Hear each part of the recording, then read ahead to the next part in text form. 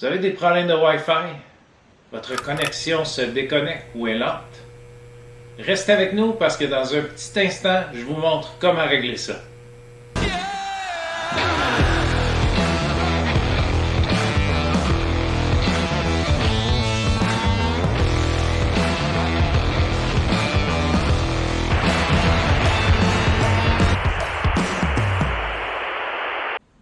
Aujourd'hui, je partage avec vous les 6 secrets qui vont rendre votre Internet Wi-Fi plus rapide. Le premier item qui peut ralentir votre connexion Internet, c'est la distance entre le point d'accès et votre appareil mobile ou votre ordinateur.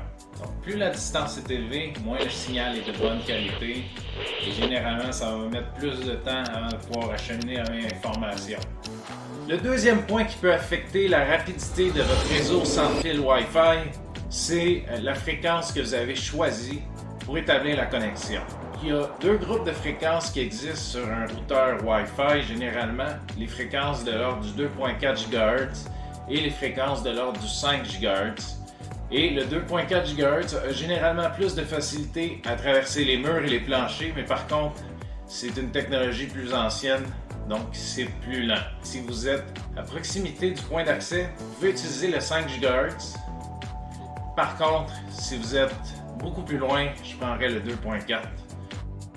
Maintenant, le fait de demeurer dans un quartier résidentiel qui est très dense, ça peut avoir aussi une influence sur les performances et la rapidité de votre accès Internet sans fil Wi-Fi. Parce que présentement, il n'y a pas beaucoup de canaux disponibles pour la transmission du signal. Donc, vous ne le saviez peut-être pas, mais vous êtes obligé de partager ces canaux-là avec vos voisins. Votre point d'accès doit analyser toutes les informations qu'il reçoit, même ceux des voisins. Il doit décider si l'information doit être conservée ou rejetée. Donc, ce que vous pouvez faire, vous pouvez utiliser une petite application sur Windows 10. Ça s'appelle Wi-Fi Analyzer. Je vous montre comment.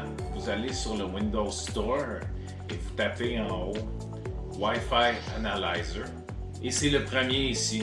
Cliquez dessus et en dessous ici, vous avez un bouton Obtenir. Donc, vous cliquez là-dessus. Une fois que l'application est téléchargée, vous pouvez cliquer sur le bouton Ouvrir. Et vous allez être présenté avec cette fenêtre-là ici. Vous pouvez faire oui là-dessus. Et ici, ça va vous demander de choisir un pays.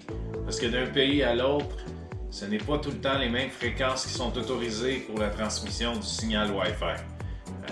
Donc, je suis au Canada, je vais choisir Canada.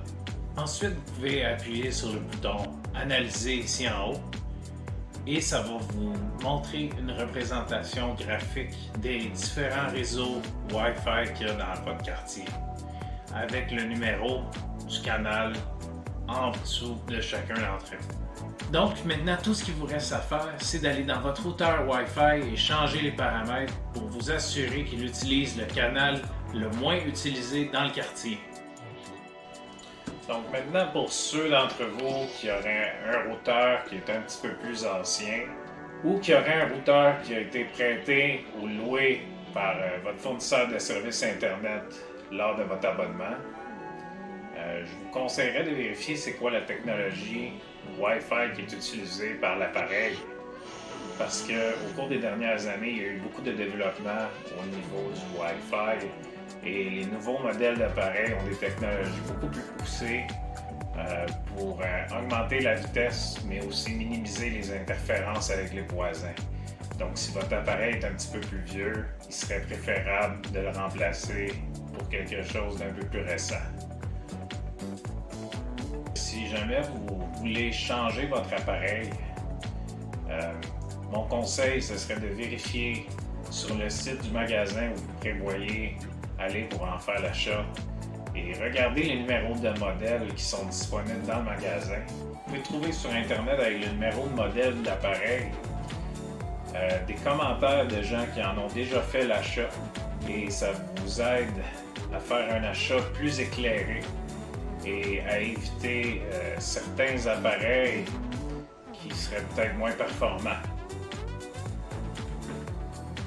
Maintenant, si vous avez des emplacements autour de la maison, vous avez plus de difficultés à maintenir une connexion Wi-Fi stable, je vous suggère d'utiliser un point d'accès sans fil dans ces endroits-là.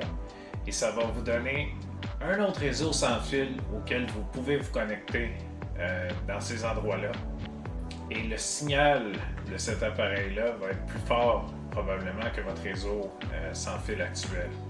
Donc ça va vous donner une connexion beaucoup plus stable et vous pouvez comme ça utiliser un câble entre votre routeur actuel et le point d'accès sans fil. C'est tout pour aujourd'hui. Si vous avez apprécié la vidéo, je vous invite à appuyer sur le bouton s'abonner et n'oubliez pas d'appuyer sur la petite cloche pour recevoir des notifications quand d'autres vidéos comme celui-ci vont être publiées dans l'avenir. Je vous remercie beaucoup et à la prochaine.